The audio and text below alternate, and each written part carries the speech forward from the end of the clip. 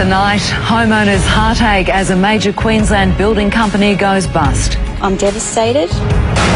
A woman arrested in the heart of Surfers Paradise after a string of armed robberies. Gold Coast residents make the most of no water restrictions. They love the water, and this is something unusual for them. And a final goodbye, hundreds of mourners pack Heath Ledger's funeral. This is 7 News with Sharyn Ghidella. Good evening. It could take up to a year to finish homes affected by the biggest residential building company collapse in Queensland's history.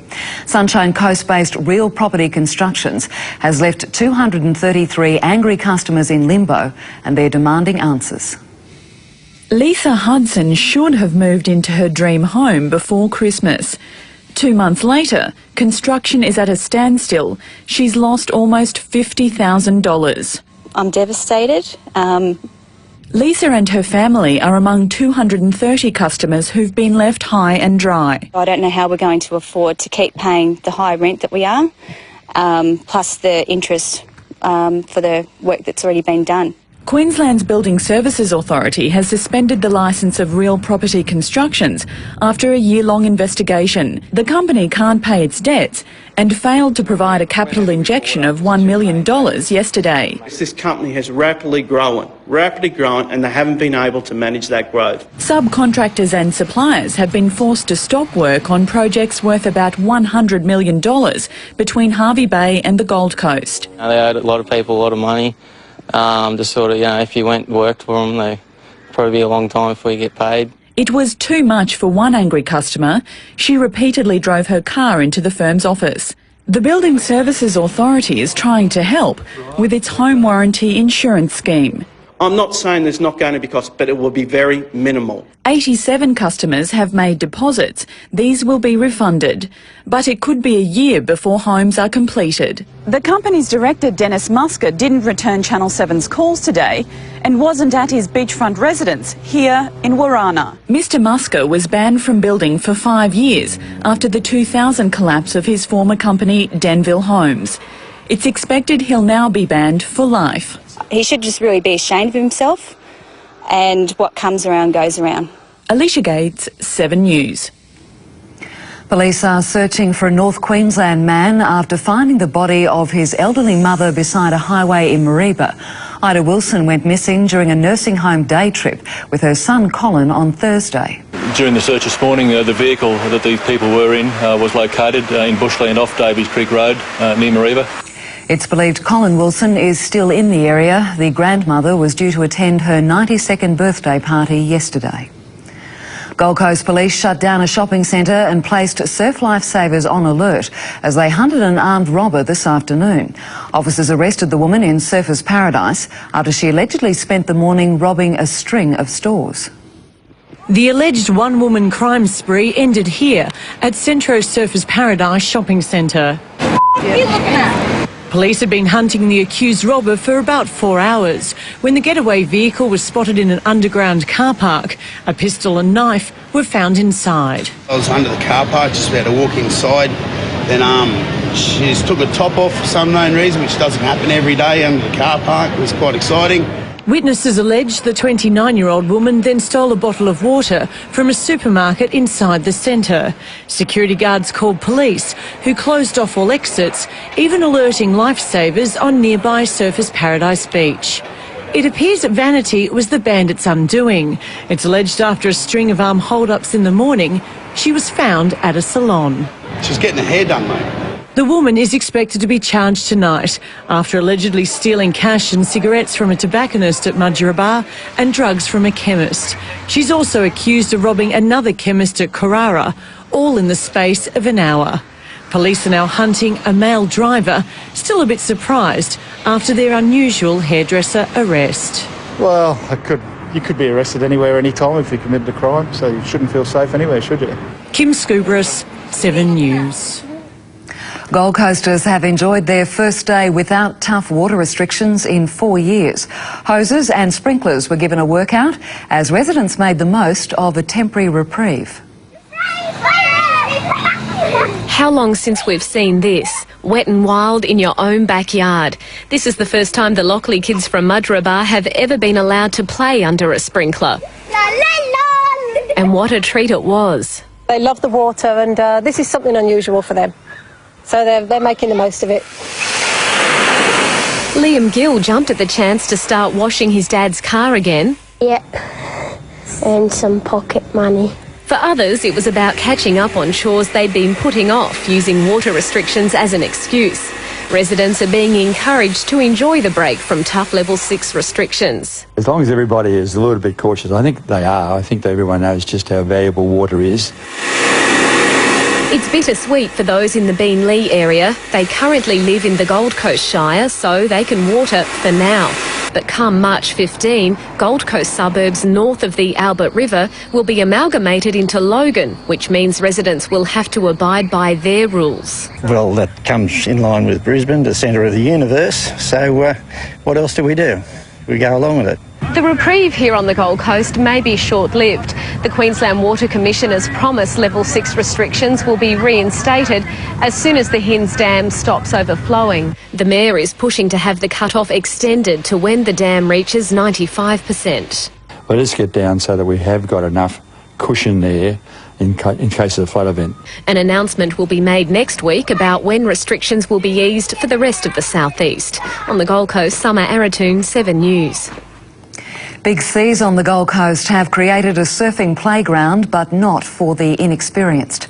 Just over the border at Cabarita, a 17-year-old Queensland bodyboarder was washed onto rocks and repeatedly pounded by the big swell. Onlookers urged him to paddle away from the rocks, but the exhausted surfer continued attempts to climb out of the water.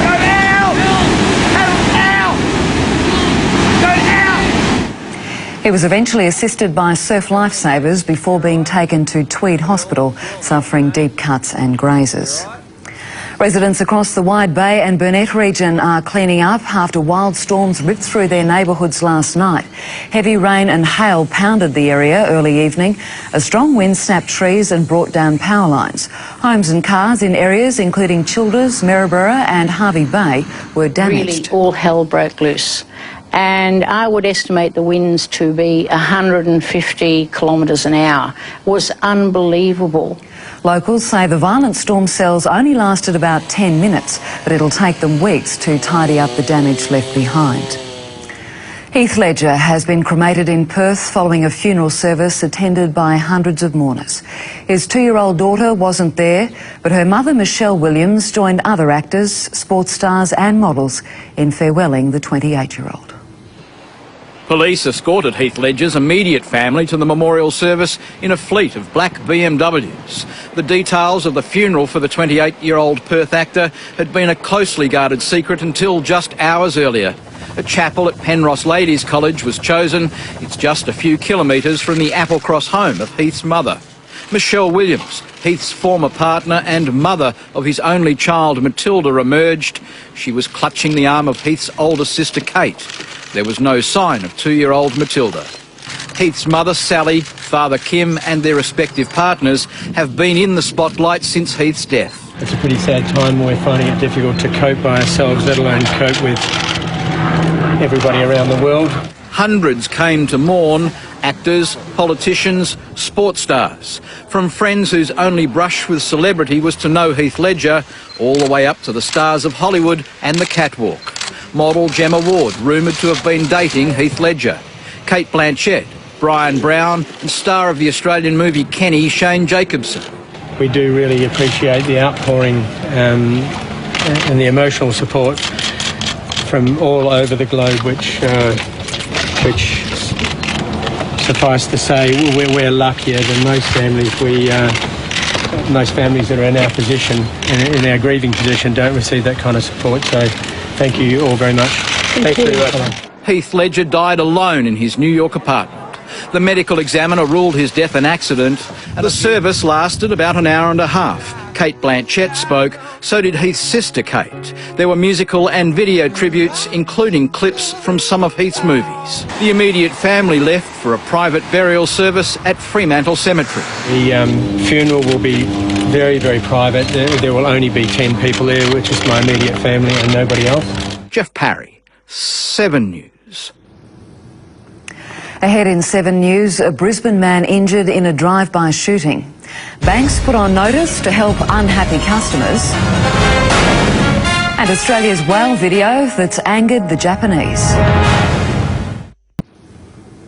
You're with 7 News.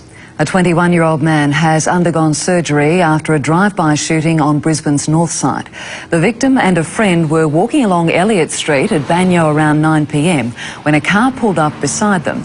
2 bullets were fired at the pair. One struck the target in the leg. He was taken to hospital and is in a stable condition. Police aren't sure how many people were in the vehicle or what the motive was behind the assault. A hotline will be set up to help unhappy customers switch banks to find a better home loan deal. But the Treasurer admits it doesn't address the real problem of rising interest rates. One family today found the perfect home. For the third and final time, sold. Congratulations. But the search continues for the perfect bank. After successive interest rate rises, the government is making it easier for customers to ditch their banks if they find a better deal elsewhere.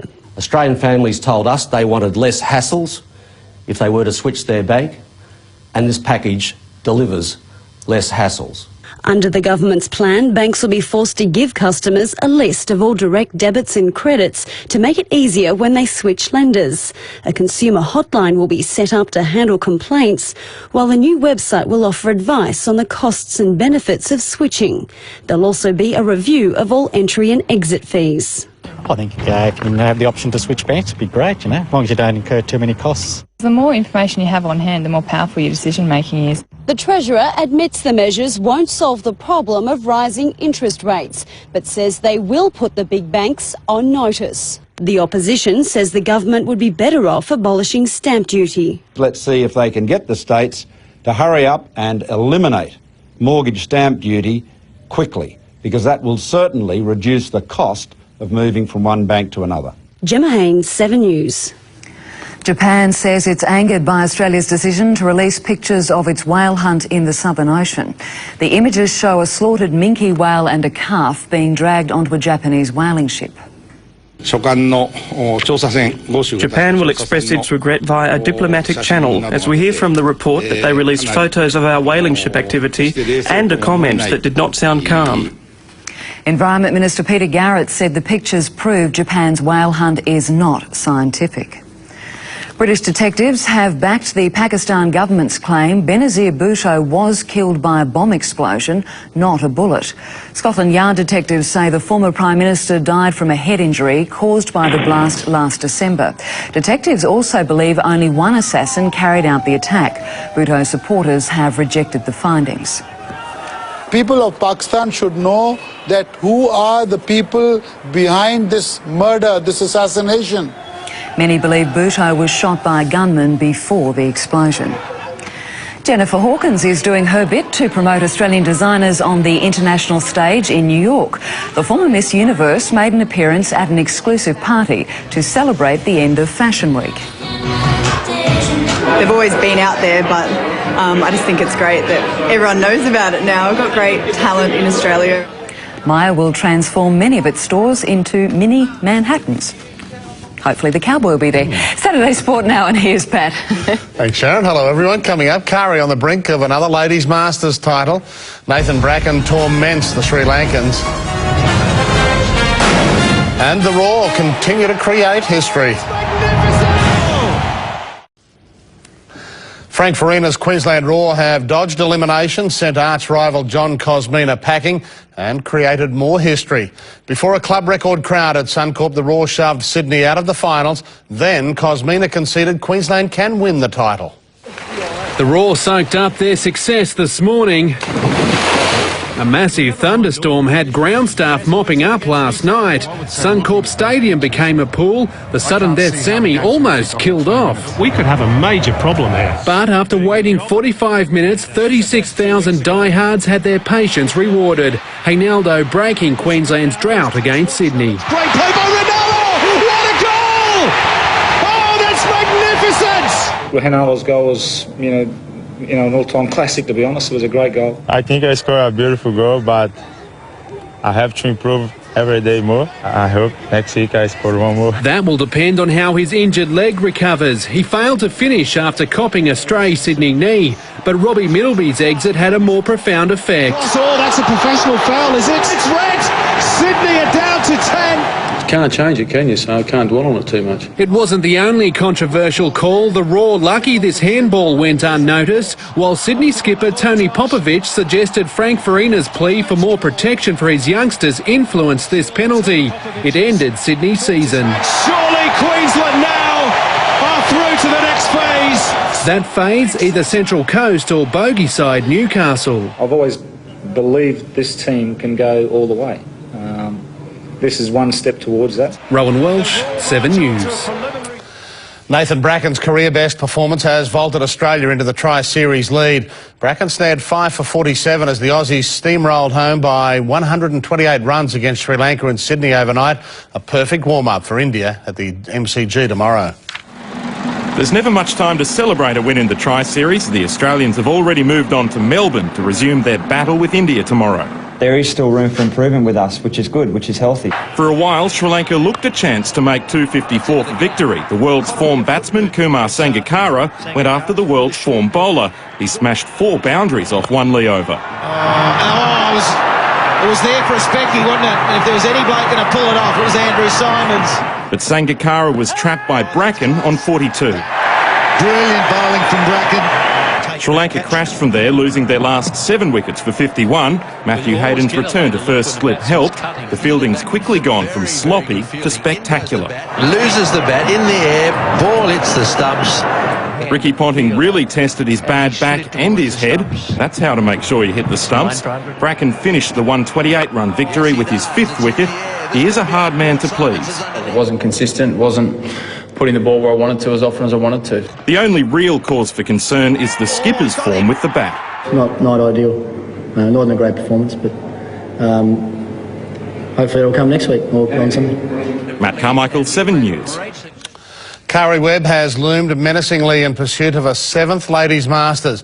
Webb fired an impeccable 67, finished at 8 under and shares the lead with Aussie Tammy Durden and Korean Hyunju Shin.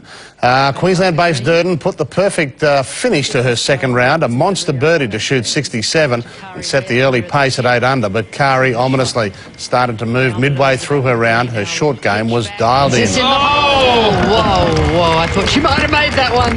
The rain has softened and exposed Royal Pines. 20 players are separated by just 3 shots.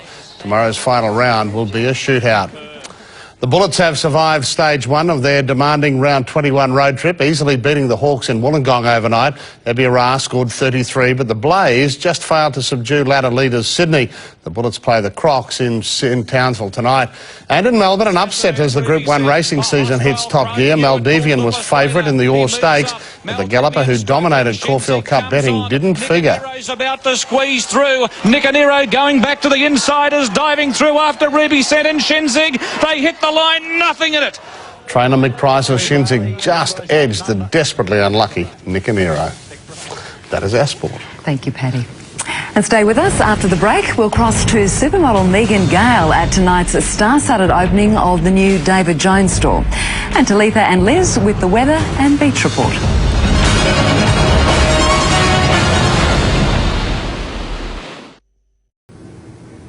We'll check the weather in a moment, but first to Queen's Plaza, where the stars have turned out for the opening of the new-look David Jones store.